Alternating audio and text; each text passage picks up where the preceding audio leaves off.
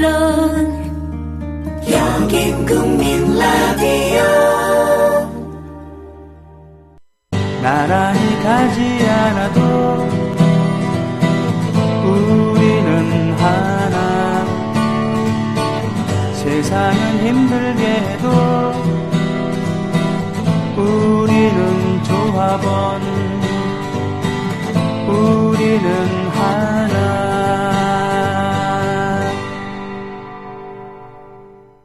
자동 잠김 방지 안전고리 빗장쇠. 발로만 하는 도어 스토퍼. 발로만. 쉽게 열리는 현관문 안전고리는 가라. 외출 시 저절로 잠기는 현관문 안전고리도 가라. 완벽 차단과 자동 잠김 방지 안전고리 빗장쇠. 공격과 수비가 완벽한 안전고리 빗장쇠. 발로만 하는 도어 스토퍼. 발로만. 손과 발등이 아닌 발바닥으로만 하는 도어 스토퍼. 발로만. G마켓, 옥션 등에서 빗장쇠 발로만 검색하세요. 이제 걱정 안 해도 되겠다. 이런 국민을 안심시키는 계기가 됐으면 좋겠어. 빗장쇠 발로만 광고가 이상한가요? 국민TV 조합원이 직접 개발하여 특허낸 제품입니다. 써보니 참 좋더라고요. 경아, 오랜만에 경아를 만나서 너무너무 좋군. 저도 좋아요, 선생님. 오늘따라 경아의 얼굴이 유난히 빛이 나는 걸. 마치 밤하늘의 샛별처럼 말이야, 경아. 선생님이야말로 건강한 청년처럼 변하셨어요. 뭐랄까, 그 이전의 무기력한 선생님이 아닌 야성을 다시 찾은 사나이? 처음엔 나도 새싹 땅콩차가 숙취에만 좋은 줄 알았어. 그런데 차를 곁에 두고 마신 지 얼마 후부터 내가 남자였다는 걸 깨닫게 됐지. 어쩐지 오늘따라 활력이 넘친다 했어요, 선생님. 어때, 경아?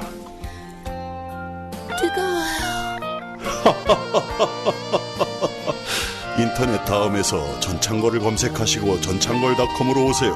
전화 주문은 070-8635-1288 070-8635-1288입니다. 안녕하세요, 김장훈입니다.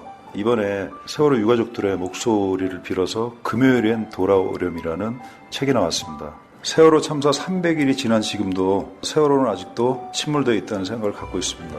진실은 영원히 그것이 밝혀질 때까지 함께 해야 한다고 생각하고, 여러분들이 정말 정의라는 글자가 마음속에 있다면 꼭 책 읽고 기억해 주시길 바라고, 저도 절대 지치지 않고 이 일이 해결될 때까지 영원히 함께 하겠습니다. 금요일엔 돌아오렴. 세월호 작가 기록단이 기록한 240일간의 세월호 유가족 인터뷰집. 함께 읽어주세요. 그들을 위해서, 우리를 위해서. 창비.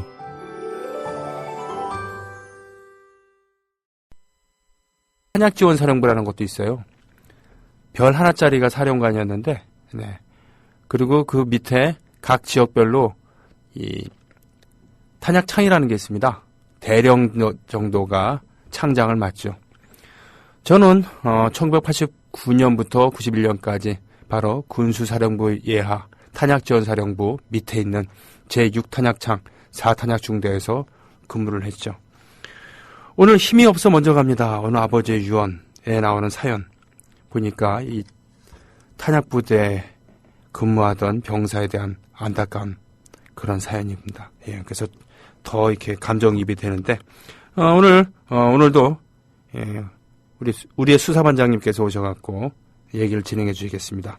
자, 안녕하십니까. 네, 안녕하세요. 고생하십니다. 네. 요즘에는 어떻게, 이제 매일 출근 안 하신 지도 조금 됐잖아요? 이제 3월 2일 날부로 공식적으로 이제 국회에서 하던 업무는 마무리를 했고요. 3월 2일부로. 예, 2일부로. 네. 예, 그리고 약 2주 정도가 된 것 같은데요. 공식적으로 정리하고 나서는. 그리고 지금은, 굉장히 바쁘게 살고 있습니다. 예. 글 쓰고, 또 강연, 예, 요청 오면 강연하고요. 그리고 또 여기저기서 또, 예, 함께 하겠다고 또 그래요. 연락 오는 네. 분도 많고 있고. 예.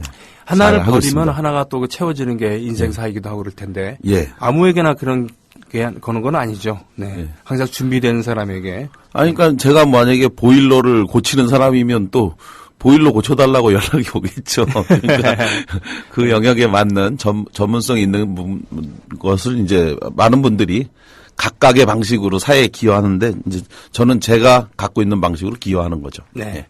오늘 제목이 참 가슴 아파요. 힘이 없어 먼저 갑니다. 어느 아버지의 유언. 예. 제가 며칠 전에 이런 얘기를 들었습니다. 형님. 네. 어느 분이 왜 자꾸 방송하면서 우냐고, 너무 일부러 막 우는 거 아니냐고, 이런 말씀을 하시는 분이 있었어요. 꽤 유명한 분이. 아, 그래요? 그래서, 이 자리에서, 말씀을 드려야 될 것 같은데, 일부러 우는 건 정말 아니고요. 그리고 너무 울지 않으려고 사실은 노력하는데. 그럼요. 그래서 항상 예. 그래서 우리는 일부러 예. 처음에 막 웃으면서 시작하잖아요. 예. 그래서 하는데, 예. 자연스럽게 감정이 이입되는 것에 대해서, 예, 공감해 주시고, 예, 앞으로 하여간 잘 하도록 하겠습니다. 자, 오늘 방송 이야기, 힘이 없어 먼저 갑니다. 어느 아버지의 유언.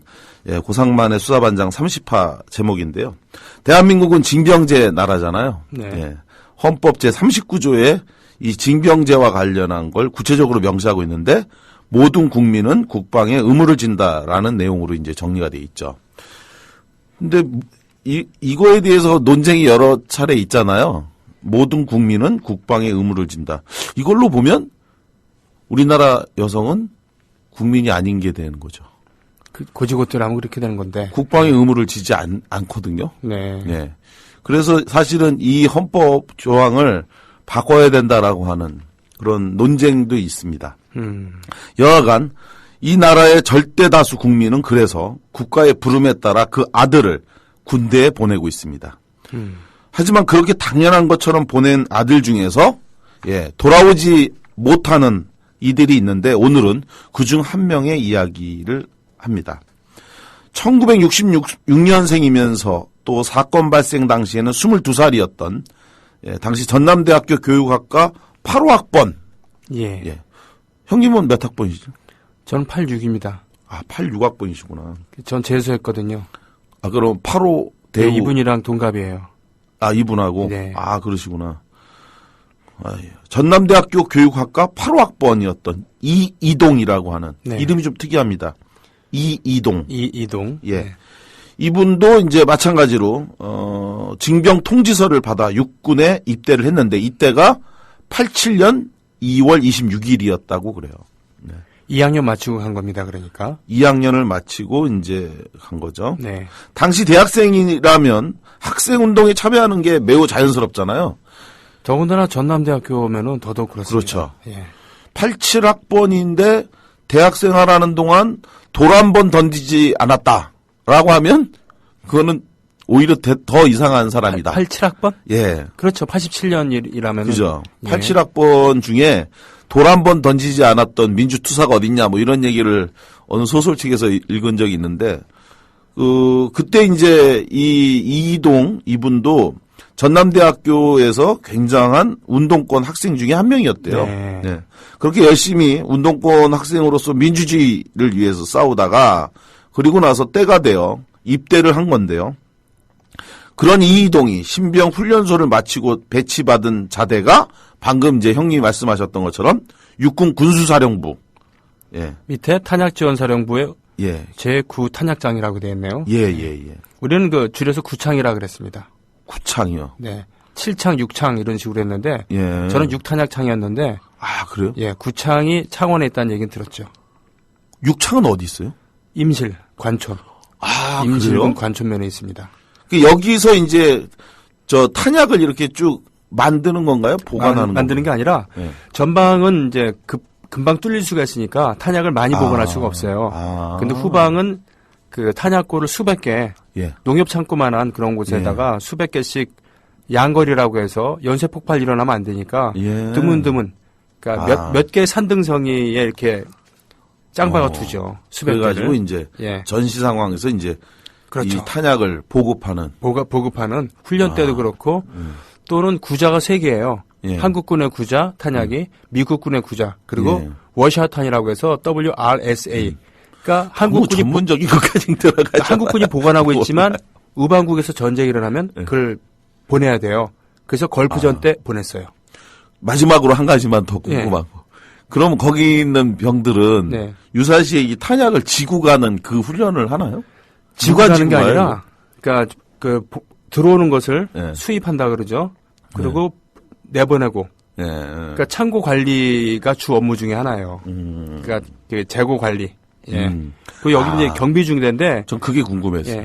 경비중대와 탄약중대가 붙어 있어요. 그러니까 탄약중대는 탄약에 관한 업무를 하고 경비중대는 그 탄약고를 지키는 것을 주로 하는 바로 그 경비중대 병사인 거예요. 그러니까 병이 이것도 이제 지구 가나 그게 궁금했었는데 여하간 이동은 이곳에서 이제 군인으로서 최선의 삶을 살고 있었는데 그런데 1987년 6월 15일이었습니다. 입대하고 약 넉 달이 지나가던 때였는데요.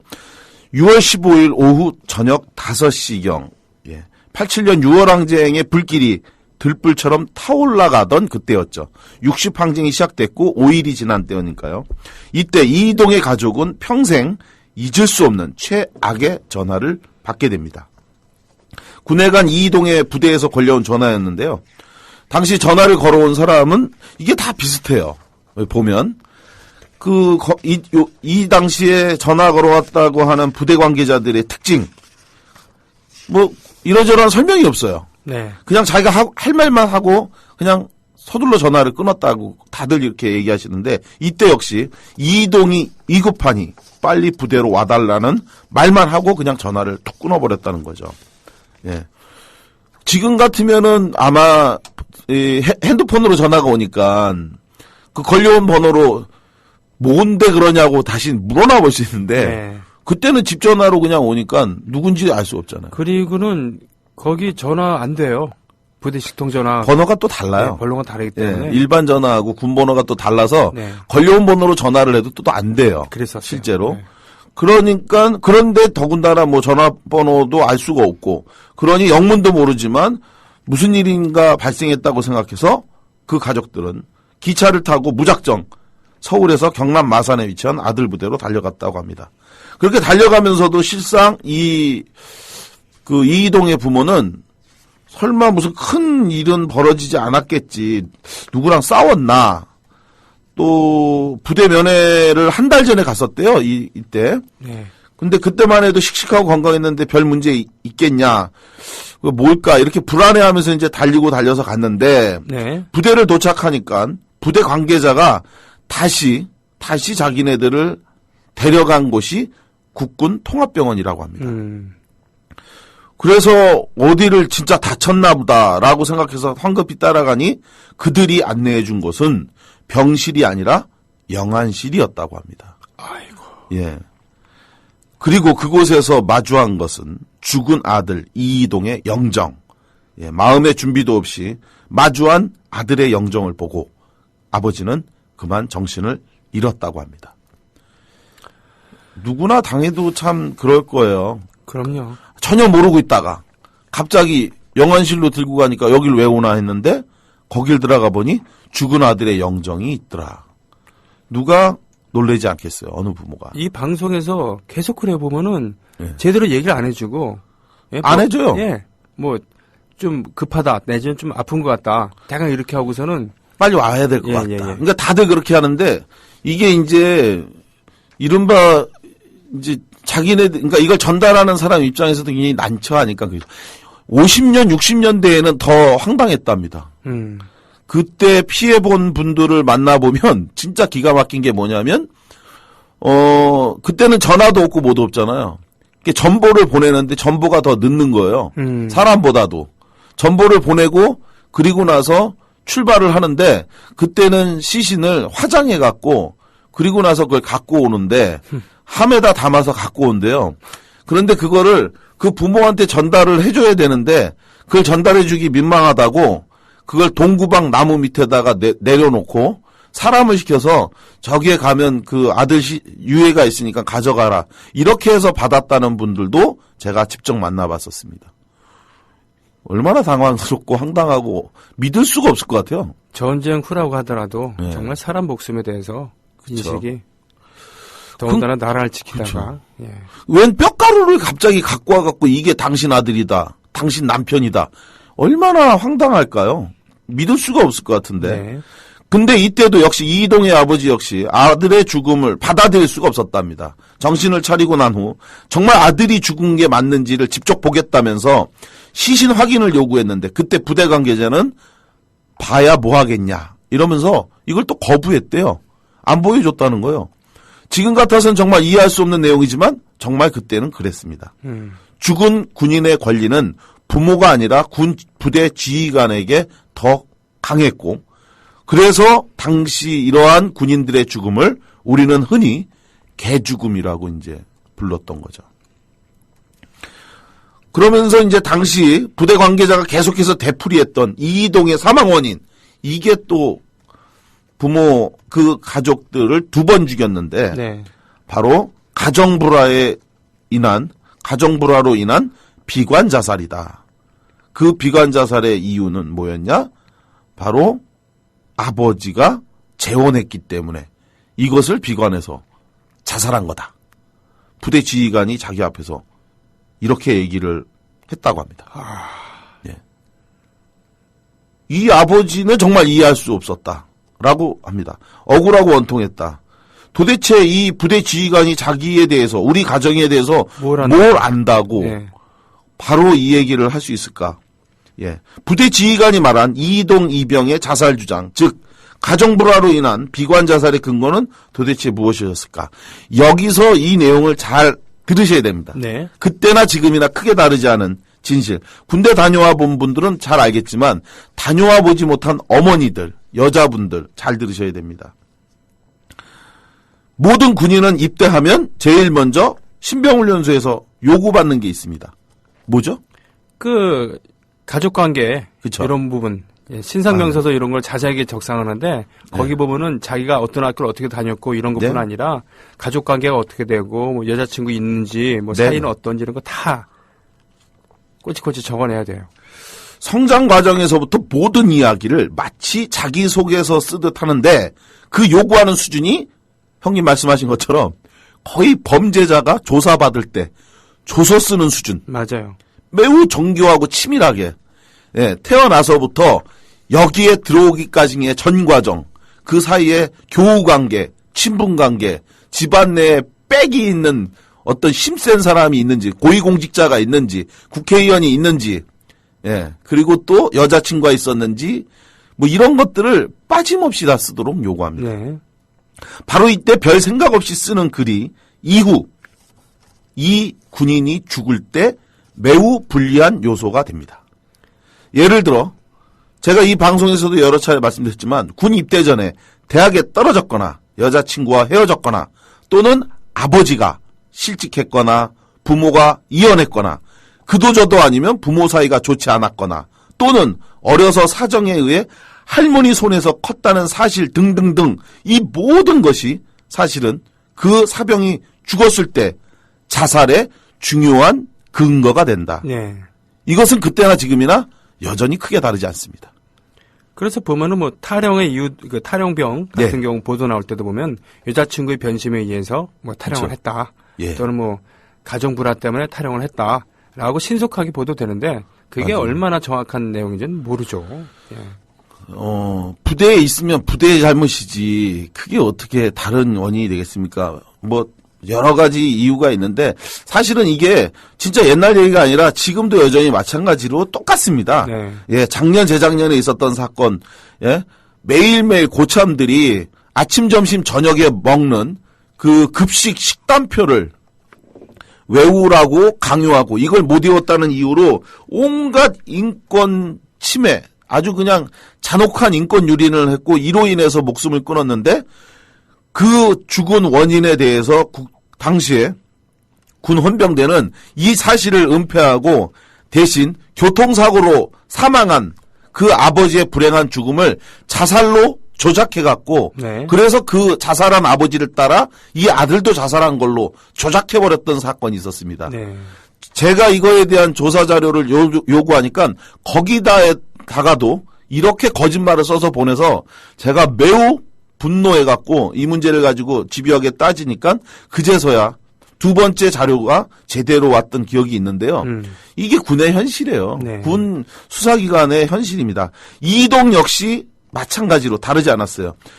이동이 어렸을 때 불행하게도 그 어머니가 교통사고로 사망했고 그리고 나서 이후에 세월이 흘러 그 아버지가 재혼을 한 건데 군수사당국은 바로 이 이동의 약점을 파고든 겁니다. 아버지는 당연히 억울했습니다. 결국 군수사당국의 논리로 본다면 이 아버지가 자기 아들을 죽게 한 가장 큰 이유였다. 예. 그렇다면 정말 군 당국이 제기했던 이 이동의 자살 원인, 아버지의 재혼은 과연 무엇이었을까? 이 이동의 누나의 증언에 따르면 이렇습니다. 아버지가 재혼을 한 때는 1983년도였답니다. 83년도. 예, 사고가 나기 5년 전인데 이때 고등학생 때였네요. 예. 고등학교 2학년 때였다고 네. 하는데요. 이때 이제 아버지가 재혼을 하는 문제와 관련해서 자식들과 충분히 상의를 했고 그 합의에 따라 원만하게 결혼을 했던 거고요. 네. 그리고 그 후에 무려 5년 동안이나 그 새어머니하고 아무 문제 없이 잘 지냈다. 그런데 갑자기 이런 문제 가지고 군에 가서 비관해서 죽었다. 네. 이거는 말이 안 된다. 네네. 바로 이러한 야비한 방식의 군수사 방법. 이건 군의 오래된 이 군인의 사망의 원인을 해결하는 방식 중에 하나로 네. 이렇게 하는데요. 왜 이렇게 하느냐. 이러저런 사유나 내용을 얘기하면 이야기가 복잡해져요. 네. 그런데 바로 당신 때문이다. 당신 집 때문이다. 당신 가족이 문제다라고 해버리면 그러면 세상 사람들, 그 부대에 있는 관계자나 이 사람들이 쟤는 지네 집이 문제가 있어서 죽었대라고 이렇게 인식이 되는 거예요. 그러면서 이제 자기들은 면죄부를 받는 거죠. 면죄부를 받죠. 네. 그렇게 면죄부를 받고 그래 놓고서는 어떻게 되냐면 나중에 실제로 이런 얘기를 합니다.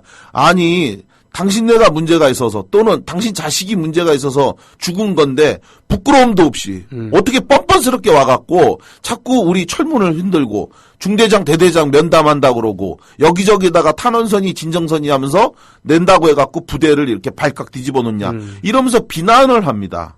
이렇게 비난을 하니까 바로 이 피해 유족들 중에 상당수가 나중에는 싸우려고 하는 의지가 약해져요.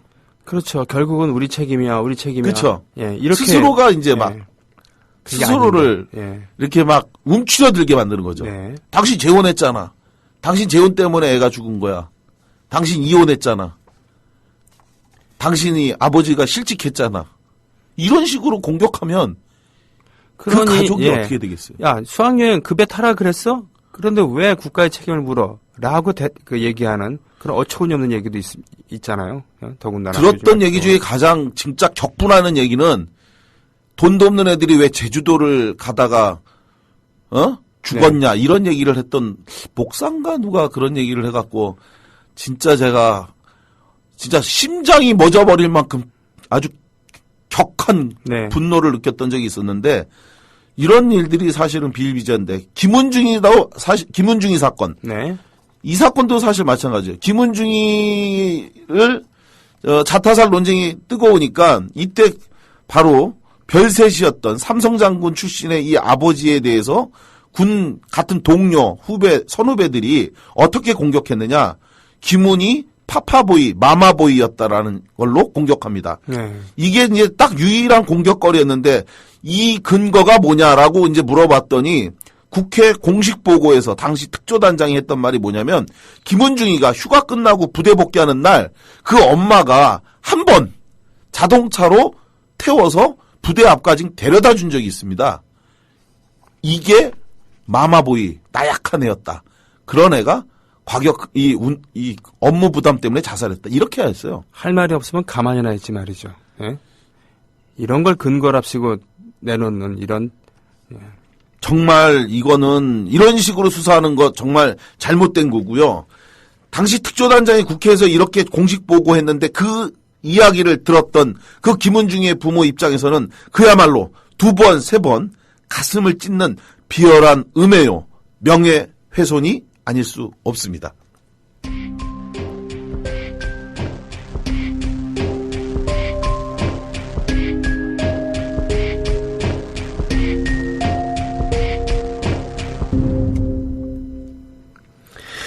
예, 이동 병사의 고 이등병이군요. 아버지 이춘원 씨. 예.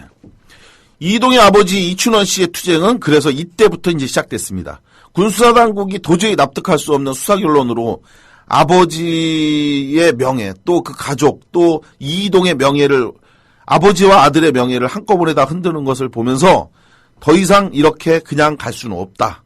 그래서 반드시 진실이 밝혀질 때까지 싸워야 되겠다 이렇게 얘기했는데요.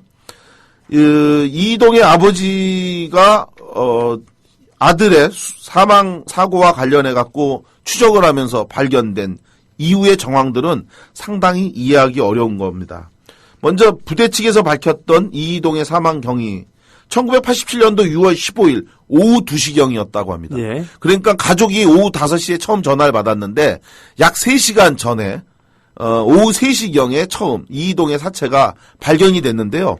당시 발견된 이동의 사체는 하늘을 보는 자세로 다리를 벌린 채 누워 있었다라고 합니다.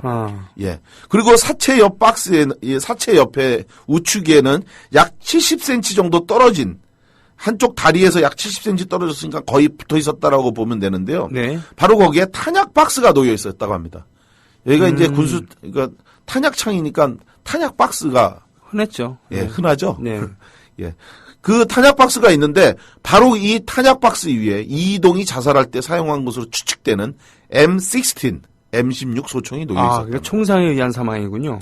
총을 쏴서 자신의 머리를 향해서 쏴서 이제 숨졌다. 네. 당시 이 사건 담당했던 헌병대 발표에 따르면 이동이 사라진 시각은 오전 10시 50분경이었다고 합니다. 네. 이걸 잘 기억해 주시기 바랍니다. 오전 10시 50분경에 당시 5분 대기조 교육을 마치고 그리고 나서 이동을 비롯한 사병들이 점심을 먹었는데 그리고 다시 오후 2시경에 충정교육을 위해서 병력을 소집했을 때 이동이 보이지 않았다는 겁니다. 그러니까 10시 50분경에 해산을 하고서 예. 그리고는 밥을 먹고 오후 그리고 2시경 오후 2시에 다시 모여라 이렇게 했는데 이때 이동이 오지 않아서 그래서 사람들이 이동을 찾아보니 총도 없어졌더라 같이. 그래서 총과 같이 없어진 이동이 어디로 갔는지 이건 이제 다르잖아요. 이동이 단지 그냥 사라졌으면 얘 화장실 가서 늦게 오는 거야 뭐야 이런데 총이 없어졌으니까 그러니까 이제 놀란 거예요. 그래서 사람들이 수색에 나섰는데 이때 방위병이었던 봉아무개가 네. 부대 후문 앞에서 이동하고 크게 이름을 부르는 순간 저 멀리 산속에서 총소리가 들렸다는 겁니다. 허허. 그러자 사람들이 소리가 난 쪽으로 가니까 약 500m 쪽 안으로 들어가 보니까 그곳에서 총을 맞아 쓰러진 이동이 발견됐다. 예. 그런데 이렇게 간단한 사건으로 보이는 이 사건이 이후에 확인해 보니까 이해하기 어려운 몇 가지 의문이 있는데 첫째, 사건 발생 직후에 현장을 동시에 방문했다는 두 영관급 장교의 진술입니다. 네. 한 사람은 부대에서 근무하던 권모소령이고 또 한 사람은 의무대에서 달려온 박모 군의관이었는데요. 그런데 이들이 동시에 현장으로 달려왔다고 하는데 이들이 본 목격담이 완전히 달랐습니다. 네. 예. 먼저 사고부대에 있었던 권소령의 진술은 사고가 났다는 이야기를 듣고 바로 현장에 가니까 그때 이동이 숨을 헐떡이고 있었다. 아직 죽지 않았던 거죠. 그래서 내가 부둥켜 안고 이동아라고 불렀다라고 아버지에게 이야기합니다. 그런데 이상한 것은 그 후에 권소령과 동시에 현장을 도착했다는 박모 군의관의 진술입니다. 군의관? 예. 네. 그는 사고가 발생하고 3일이 지나가던 6월 18일 이동의 아버지 요구로 실시된 현장 검증이 끝난 후에 영안실로 찾아와서 뭐라고 이야기를 했냐면 사고가 발생했다는 보고를 듣고 현장으로 가보니까 이동의 시체가 이미 싸늘하게 식어 있었다라고 얘기했습니다.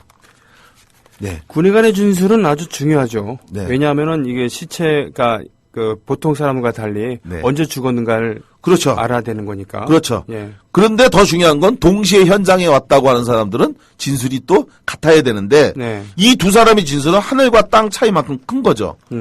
먼저 이 문제가 왜 중요하냐면 이동이 언제 죽었냐고 하는 의문의 출발이기 때문에 그렇습니다. 그러니까 동시에 같이 도착을 했다고 하는데 아직 숨을 헐떡이고 있는 이동을 봤다라고 한다면 지금 막 사고가 발생한 거 아니에요? 그렇죠. 예?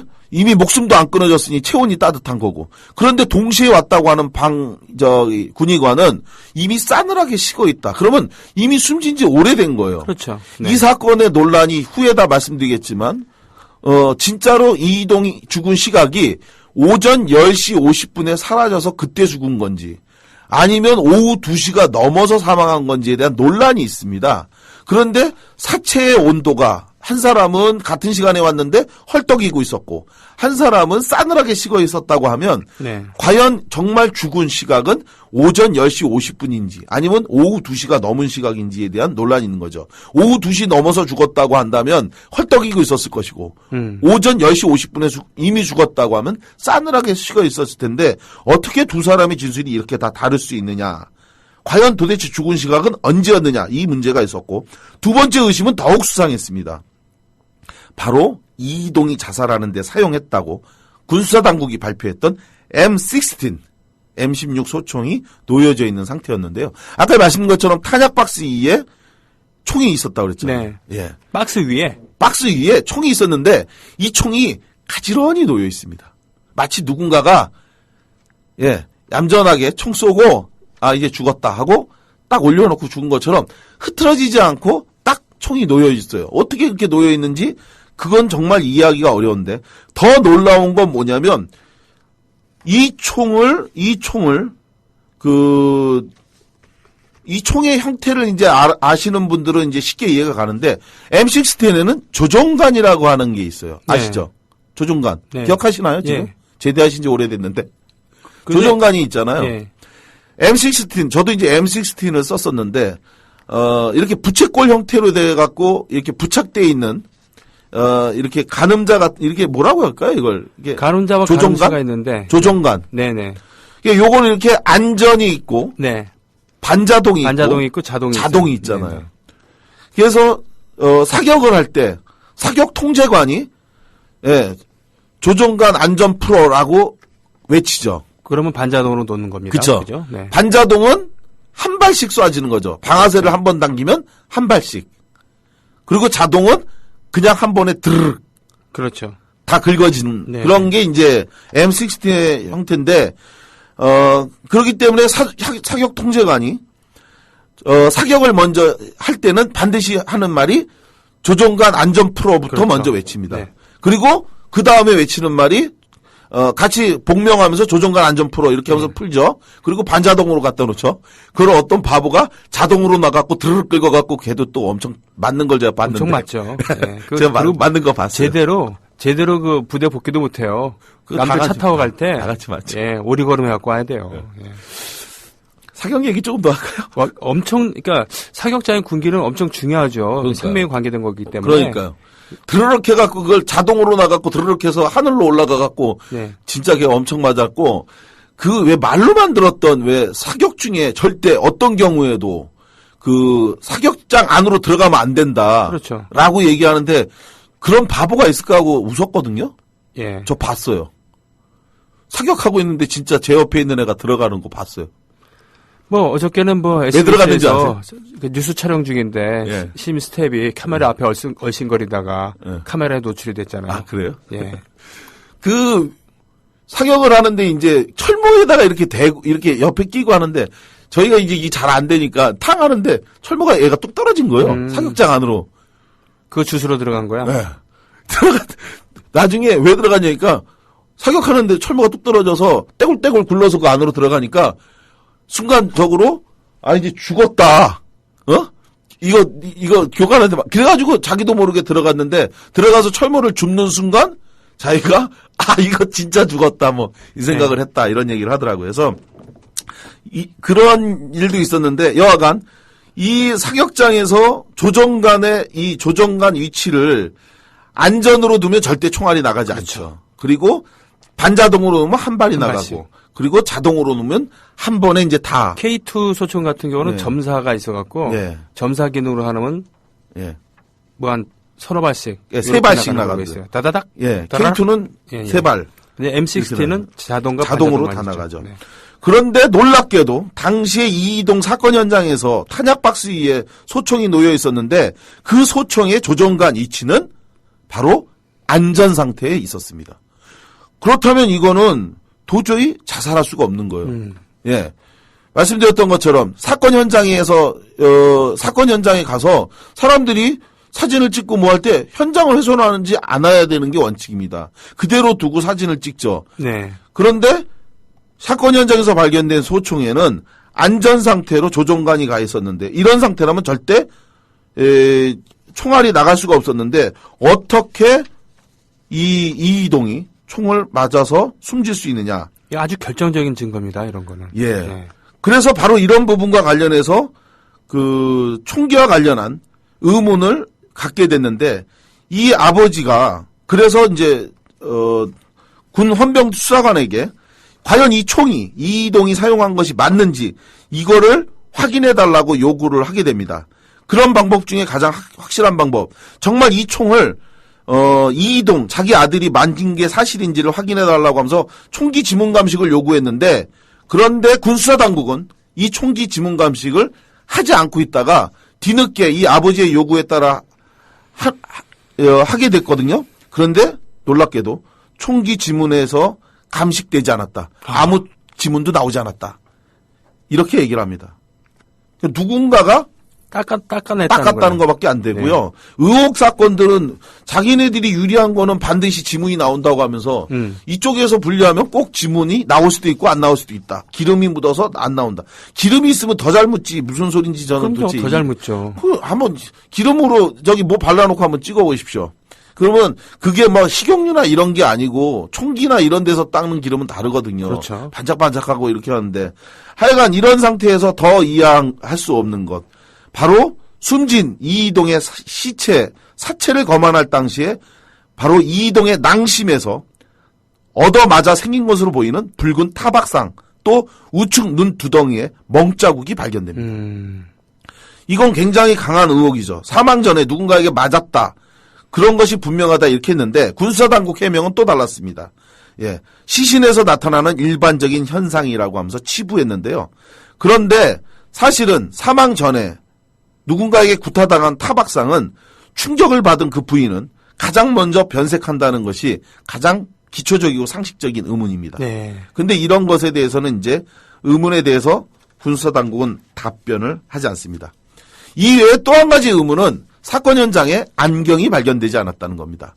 안경이요? 예, 이이동의 시력이 매우 안 좋았어요. 아. 그래서 안경 없이는 걸어가거나 물건, 사물을 이게 구분하기가 어려울 정도인데 그런데 무려 500m나 떨어진 위치까지 이이동이 갔다고 하는데 거기에 안경이 발견되지 않습니다. 헌병대 수사관은 이 의혹을 제기하니까 또다시 뒤늦게 해명을 내놓는데 군의관이 사체 상태를 확인하기에 안경을 벗겼기 때문에 없었다라고 얘기합니다. 말도 안 돼요. 말이 안 되는 말이 얘기예요. 안 돼요. 이런 식으로 해명하면서 믿어라. 되겠어요? 현장 보존은 아주 그 철칙 중에 철칙이고 그쵸. 아주 중요한 건데. 그러니까 문제를 제기하면 뒤늦게 답을 갖고 오는 방식의 수사. 도대체 누가 믿을 수 있겠습니까? 그것도 말도 안 되는 식으로. 이렇게 여러 가지 의혹, 의문이 제기되는 가운데 이 아버지에게 매우 충격적인 제보가 접수됩니다. 제보자는 이이동과 같이 부대에 근무했던 동료 김모 병장이었는데요. 네. 김 병장의 증언은 정말 그 아버지에게 갖고 있던 의혹을 한꺼번에 해결해주는 놀랍고 충격적인 제보였습니다. 사건이 벌어진 당일 6월 15일 낮 2시 사실은 이 시각에 충전교육이 있었을 때 이이동이 없어서 찾았다고 했는데 이 김 병장의 증언에 의하면 충전교육 이 당시에 사실은 이이동이 있었다라고 네. 증언한 겁니다. 아하. 그런 제보를 했는데 충전교육이 뭐냐면 시진압 시 군인이 그 대응하는 그 시진압 훈련입니다. 아시죠? 맞아요. 저도 제가 입대했을 때 그 교보자 네. 창고라고 해서 우리 중대 그런 물품을 보관하는 창고에 바로 그런 시위 진압용 곤봉 네네. 그리고 헬멧들이 있었어요. 그쵸. 예, 저희는 시간이 많이 지나서 그런 훈련을 안 했습니다만 87년 6월 항쟁 때는 여차하면 군부대를 투입하려고 그랬었거든요. 그래서 맞습니다. 군인들에게 시위 진압 훈련을 데모 막는 훈련을 시킨 겁니다. 그게 예. 충정 훈련이었어요. 바로 이 충정 훈련을 받기 위해서 2시에 충정 교육이 있었는데 이때 사실은 이동이 있었고 네. 이날 강의자로 충정 교육을 시행하던 강의자인 장교가 강연 중에 대학생이 데모를 하는 이유가 무엇인지 설명해 보라고 사병들에게 질문을 했는데 아무도 답변을 하지 않자 네. 그 장교가 이동을 지목하면서 답변을 하라고 요구했다는 겁니다. 네. 그러자 이동은 학생 운동에 대해서 옹호하는 소신 발언을 했고 이 말을 들은 장교가 화가 나서 군홧발로 걷어찼는데 이동이 맞은 부위가 낭심. 급소잖아요. 급소죠. 남자의 급소. 남자의 급소입니다. 예. 남자의 급소인 낭심을 맞았다. 그 전투화 실은 예. 군홧발로 맞았을 텐데 그거 잘못 맞으면 큰일 납니다. 그러니까요. 예. 뭐 남자의 성기 부위가 이제 낭심이라고 네네. 얘기하는 건데 그 낭심을 맞고 그만 실신했다. 예. 2012년 3월 28일 2012년 그러니까 3년 전인데요. 당시 한겨레 신문에 실린 87년 6월 항쟁의 주역 박종철 열사의 부친인 박정기 님이 구술한 이동의 사연에서도 바로 이 제보가 세세하게 실려 있습니다. 예, 당시 학생운동권 출신이었던 이동은 2004년도 대통령 소속 의문사 진상규명위원회 조사 결과 군 입대 후 보안대로부터 운동권 출신 입대자로서 관찰 대상으로 관리되고 있었다는 사실이 밝혀집니다. 네. 그리고 바로 이때 충정교육 중에 이러한 사실이 있었고 그래서 맞고 실신한 후 네모반으로 실려갔다가 이후 이동이 숨진 채 발견되었다라고 하는 그런 증언이 바로 한겨레 신문에 보도가 됐었던 거죠. 네. 이 내용은 매우 중대한 의혹이죠. 사건 전반에서 많은 의혹이 제기됐는데 이런 제보를 만약에 유족이 받았다라면 그러면 어느 유족이 이 문제에 대해서 수사해달라고 요구하지 않겠습니까? 네. 당연히 아버지 이춘원 씨 역시 사회각계에 진상을 규명해달라고 요구를 했는데 네. 정말 내 아들이 죽은 시각은 몇 시인지 군 수사기관의 발표처럼 오전 10시 50분에서 마지막으로 목격된 후 죽은 것이 맞는지 아니면 오후 2시 충정교육 과정에서 구타당한 후에 사망에 이르게 된 게 맞는지를 확인해달라는 요구였습니다. 안경은 어디로 갔고 사체 발견 현장은 왜 누가 그리고 무슨 이유로 2차례나 훼손을 했고 그리고 안전상태의 조정관에 위치해 있던 소총에서 어찌 총알이 발사됐으며 그리고 또 이 총알은 어디서 나와서 그리고 자살에 이르도록 했는지 이런 부분들도 제대로 수사가 안 됐었어요. 이 추측만 있었지. 탄약창이라고 해서 탄약이 흔한 것만은 아닙니다. 특히 이런 그죠. 특히 소총 탄환은 특수 병기고에 따로 보관이 돼 있어서 거기는 보초를 서요. 그럼요. 예. 그런 총알이 어디서 나왔는지를 군 수사 당국은 제대로 밝히지도 않고 네. 그냥 어디서 여기 사격장에서 주웠을 거다 이런 추측을 가지고 이걸 믿어라 이렇게 하는 게 군 수사기관의 수사 방식인데 네. 바로 이렇게 하는 방식 이런 부분들을 의혹을 제기하니까 이 과정에서 새로운 사실이 밝혀진 게 있는데요. 추의문사위원회에서 밝혀낸 사실에 의하면 당시 이동의 자살 원인이 아버지 재혼 때문에 그랬다라고 했지 않습니까? 네.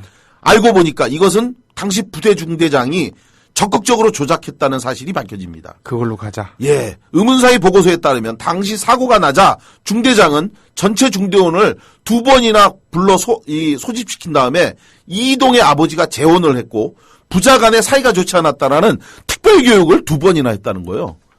이건 뭐 도대체가 말이 됩니까? 그게 실제로 하더라도 그따위로 하셔는 안 되는 거죠. 이건 조작까지 했고 2번이나 교육을 했다. 더 놀라운 것. 이동의 후견인이 이제 군 고참 중에 한 명을 후견으로 하잖아요. 네. 그래가지고 모든 걸 다 화장실 가는 것도 이 사람으로부터 통제받고 밥 먹는 거 뭐 다 하지 않습니까? 이등병 때는 그죠? 그런 거 하는 데 있어요. 예. 네. 바로 누구보다 더 잘하니까 이 사람을 헌병대가 이제 부른 거예요. 왜 죽었는지를. 그랬더니 바로 이 사람을 헌병대 조사 받으러 가기 직전에 이 후견인을 다시 중대장실로 따로 불러서 죽은 이동이 가정사정으로 비관해 자살했다라는 취지의 특별교육도 시킨 것으로 확인됩니다. 죽은 자는 말이 없다는 비열한 속담이 떠오르는 이유인데요. 이렇게 억울함을 주장하던 군 당국, 이 아버지에게 군 당국의 화답은 뭐였냐? 억울하다면서 그 진실 밝혀달라고 진정서를 내니까 바로 이 중대장, 이 군 지휘관이 고소장을 냅니다. 예. 조사해달라고 의혹을 해명해달라고 요구하니까 바로 그 아버지에게 예, 근거 없이 이런 주장을 한다면서 무고죄로 고소장을 제출합니다. 유가족에게 고소장을 제출한다 이거죠? 예. 결국 하지만 아버지 이춘원 씨 물러서지 않습니다. 예. 아들을 잃은 이후 아버지는 아들의 억울한 죽음 밝히겠다고 투사가 돼서 싸우는데 바로 이렇게 싸우던 아버지에게 한 줄기 빛이 온 것이 있습니다. 87년에 아들을 6월 달에 잃고 그리고 1년 후가 지난 88년 10월에 서울 기독교회관에서 의문사 당한 가족들이 모여서 최초로 의문사를 밝혀달라는 농성을 했는데요. 바로 당시 서울 기독교회관에서 135일간 진행됐던 바로 의문사 유족들의 절절한 절규였습니다. 종로 5가에 있죠. 예. 구 기독교 방송국 있었던 그 자리입니다. 맞습니다. 바로 여기서 135일간 이 의문사 유족들이 최초로 의문사를 규명하라는 요구를 하면서 싸웠는데 바로 이 뉴스를 한겨레 신문 보도를 본 이 이춘원 씨가 내 아들 이이동의 억울한 죽음도 밝혀달라고 찾아가서 농성에 합류했지만 그러나 진실은 요원했습니다. 예, 밝혀지지 않고 묻혀버렸죠. 괴로운 고통을 이후 이 아버지는 술로 달래며 몸을 돌보지 않고 그렇게 처참한 삶을 살았는데 당시에 이러한 이이동의 아버지 이춘원 씨를 자주 봤던 육아협 회장 박종철 열사의 아버지인 박정기 아버님의 기억입니다. 네. 좀 밝게 살라고 어느 날 이야기를 하니까 그 아버지가 하신 말씀이 이런 거랍니다. 남 보는 데서 웃는 것도 죄스럽고 밥 먹는 것도 미안해요. 이렇게 얘기했던 이 아버지. 그로부터 약 2년이 지나가던 1990년 11월 12일 이춘원 씨는 한 통의 유서를 남기고 목숨을 끊습니다. 그 아버지가 남긴 유서 일부입니다. 더 이상 힘이 없어 먼저 갑니다. 남은 사람들이 진상규명과 민주화를 위해 힘써주세요. 5평 남짓한 무허가 비닐하우스 촌에서 그 아버지는 음독으로 목숨을 끊었습니다. 자신이 많이 배우지 못해 한의대, 그 아들만큼은 4년제 대학 보내겠다고 막노동으로 학비를 모았다던 아버지입니다. 그래서 장차 선생님이 될 교육대에 아들을 보냈다며 그 아들 생각할 때마다 뿌듯해 하셨다던 그 아버지였습니다. 그런데 그렇게 보낸 군대에서 그 아들이 다른 사람도 아닌 자기 때문에 비관하여 자살했다는 말을 듣고 죄인처럼 살아갔던 그 아버지는 결국 아버지의 진상규명도 또 아들의 진상규명도 그 명예도 회복하지 못한 채 독약을 먹고 한 많은 생을 끊은 겁니다. 두 부자가 자살로서 생을 마감한 비극입니다. 사실은 그렇게 아들을 먼저 보내고 나면은 부모들의 삶은 가장 가까운 가족들의 삶은 살아도 사는 게 아닌 경우들이 많습니다만 그렇죠. 지금 세월호 유가족들을 비롯해서요. 네. 그렇습니다만 참 그중에서도 아주 비극적인 케이스군요. 아들이 자살하지 않았다는 증거를 찾기 위해서 사방 다니지 않은 곳이 없었다고 합니다. 이걸 탄원하려고 청와대, 국회, 국방부, 안기부, 검찰, 육군본부, 군부대 등등을 수없이 오갔는데요. 거리에서 농성장에서 또 집회장에서 내 아들은 이이동이요. 그 아들이 억울하게 죽었소라는 호소를 목이 터져라 외쳤지만 끝내 그 아버지의 억울한 사연은 듣지 않았다고 합니다.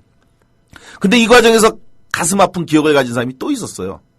바로 이이동의 누나면서 동시에 그 아버지를 또 잃은 이춘원 씨의 딸이었습니다. 네. 동생의 처참한 죽음에 이어 그 아버지마저 그렇게 비참하게 잃은 그 딸의 심정 정말 어땠을까요? 그녀가 남긴 심경을 접하고 제가 더 가슴이 아팠던 이유입니다. 그녀는 비극적인 동생의 죽음과 그 진실을 밝히기 위해 생전 아버지가 그렇게 노력했는데 자기가 제대로 도와주지 못한 것이 너무 죄스럽다고 고백했습니다. 그러면서 동생이 그렇게 되기까지 무수히 많은 의문의 죽음이 있었는데 내가 이것을 무관심했다 하게 대하다 보니 결국 내 동생도 그렇게 잃었다라고 후회했다고 합니다. 그러면서 그녀는 자신의 이야기를 아프게 남겼는데요. 이 누나가 결혼한 후에 새 아이를 낳았다고 합니다. 근데 첫 아이가 아들이었대요. 그러니까 사람들이 아들 낳았다고 막 축하해줬대요. 그렇죠. 그런데 정작 자신은 덜컥 겁이 났다고 합니다. 왜요? 아들이면 군대를 보내야 하는데 이 생각이 들어서 하나도 반갑지 않았다. 동생 이희동의 사건이 이 누나에게 얼마나 큰 상처가 됐는지 짐작할 수 있는데 더 끔찍한 이야기는 그 다음 이야기입니다.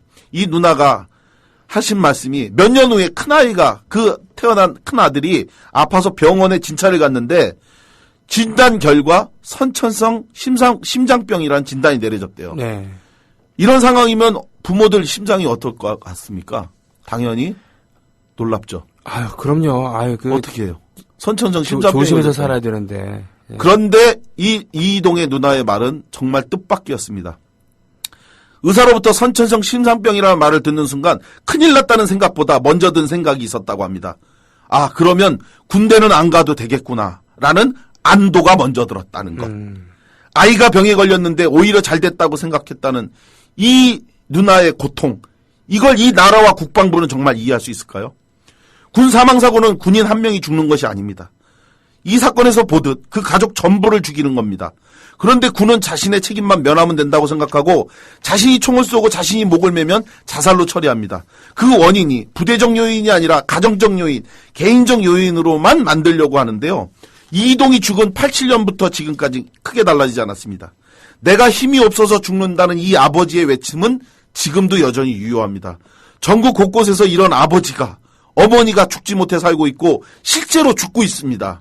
국방부는 이희동의 아버지가 죽으며 남긴 이 말을 잊지 말아야 합니다.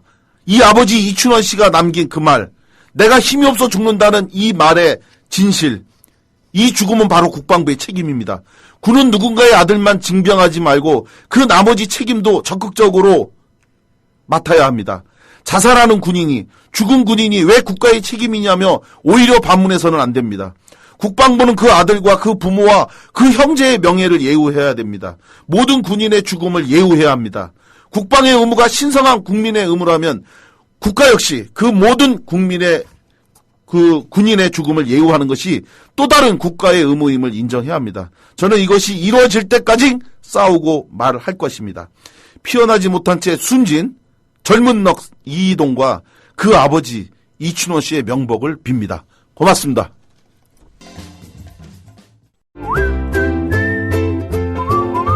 국민라디오 팟캐스트 응원하는 가장 쉬운 방법 아시나요? 다운로드하기, 별점 주기, 댓글 달기, 구독하기. 국민라디오 팟캐스트 널리 알리는 가장 쉬운 방법. 다운로드하기, 별점 주기, 댓글 달기, 구독하기.